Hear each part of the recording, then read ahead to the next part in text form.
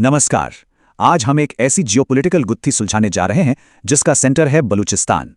देखने में तो ये एक लोकल संघर्ष लगता है, लेकिन इसने दुनिया की तीन बड़ी ताकतों चीन, अमेरिका और खुद पाकिस्तान को एक बहुत ही मुश्किल मोड़ पर ला खड़ा किया है। ये कहानी सिर्फ एक इलाके की नहीं है, बल्कि इसमें पूरे ग्लोबल पावर बैलेंस को हिला देने का दम है। तो चलिए शुरू करते हैं और देखते हैं कि इसकी अलग अलग परतें क्या कहती हैं।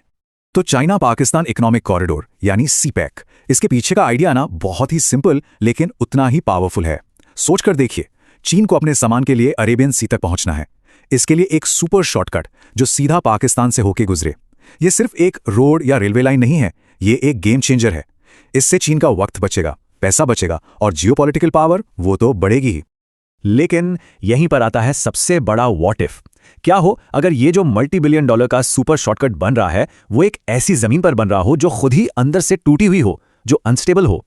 तो अब हम सीधा इस कहानी के एपिसेंटर में चलते हैं। वो टूटी हुई जमीन, वो क्रैक्ड ग्राउंड जिसका नाम है बलूचिस्तान। यही वो जगह है जहां सारा एक्शन हो रहा है। और इसका साइज देखिए, बलूचिस्तान कोई छोटा मोटा हिस्सा नहीं है। ये पाकिस्तान की टोटल एरिया का लगभग 44% है। मतलब चीन का इतना बड़ा, इतना एम्बिशियस सीपैक प्रोजेक्ट वो पाकिस्तान के करीब करीब आधे हिस्से के बराबर एक ऐसी जगह से गुजर रहा है जो जमीन के हिसाब से बहुत विशाल है और स्ट्रेटेजिकली बेहद इंपॉर्टेंट। और यही इस जगह की सबसे बड़ी दुविधा है जो इस स्लाइड में साफ दिखती है। एक तरफ बलूचिस्तान के पास क्या है? सोना, तांबा, नेचुरल गैस, मतलब नेचुरल रिसोर्सेज का खजाना। और दूसरी तरफ वहां के लोगों को क्या लगता है उन्हें मिल रहा है? गरीबी, एक्सप्लॉयटेशन और ये फीलिंग कि उनके ही रिसोर्सेज उनसे छीने जा रहे हैं। यही वो टेंशन है जो सारी प्रॉब्लम की जड़ है।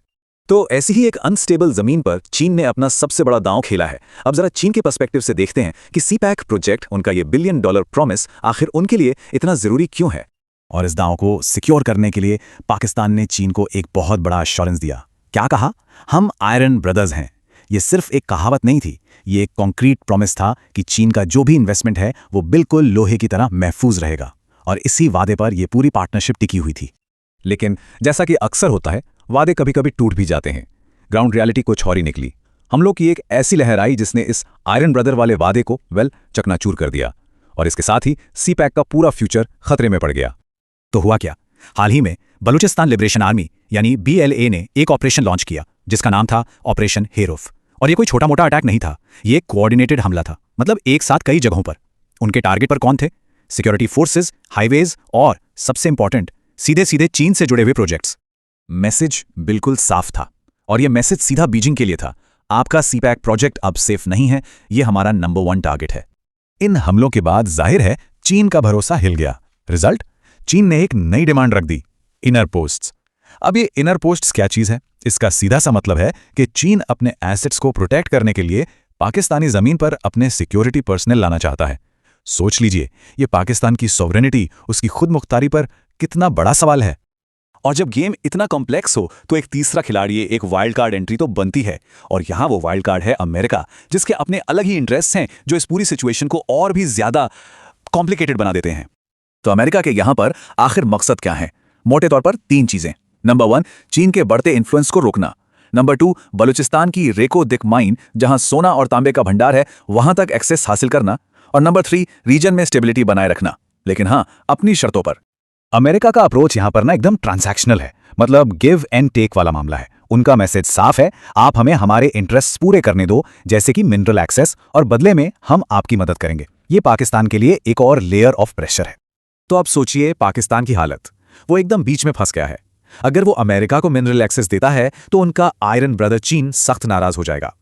और अगर वो इस इलाके को सिक्योर नहीं कर पाता तो चीन और ज्यादा कंट्रोल मांगेगा और अमेरिकन कंपनीज तो दूर से ही नमस्ते कर लेंगी। मतलब इधर कुआं उधर खाई। तो अब सारे प्लेयर्स बोर्ड पर हैं, सारे पीसेस अपनी अपनी जगह पर। अब इन सारी कड़ियों को जोड़ते हैं और देखते हैं कि पाकिस्तान इस जियोपॉलिटिकल चक्रव्यूह में, इस स्क्वीज में आखिर फंसा कैसे है। पूरी सिचुएशन को अगर एक सिंपल से इक्वेशन में डालना हो तो वो ये है, लगातार अटैक्स प्लस अनसेफ रूट्स। इसका रिजल्ट क्या निकलता है? एक तरफ है गुस्से में चीन और दूसरी तरफ एक हेजिटेंट अमेरिका जो इन्वेस्ट करने से कतरा रहा है। और इस स्क्वीज के नतीजे बहुत सीरियस हैं। देखिए, पाकिस्तान को इन्वेस्टमेंट दोनों तरफ से चाहिए, लेकिन वो एक चीज नहीं दे पा रहा जो दोनों मांग रहे हैं, स्टेबिलिटी। इससे रिस्क डबल हो जाता है। एक रिस्क ये है कि चीन उस पर अपना कंट्रोल और बढ़ा देगा और दूसरा रिस्क ये कि अमेरिका उसे छोड़कर चला जाएगा। तो आखिर में सबसे बड़ा सवाल यही है, एक तरफ है एक डिमांडिंग पार्टनर चीन और दूसरी तरफ है एक कॉशियस इन्वेस्टर अमेरिका। इन दोनों के बीच में फंसा पाकिस्तान क्या बहुत देर होने से पहले इस चक्रव्यूह से निकलने का कोई रास्ता ढूंढ पाएगा? ये तो अब वक्त ही बताएगा।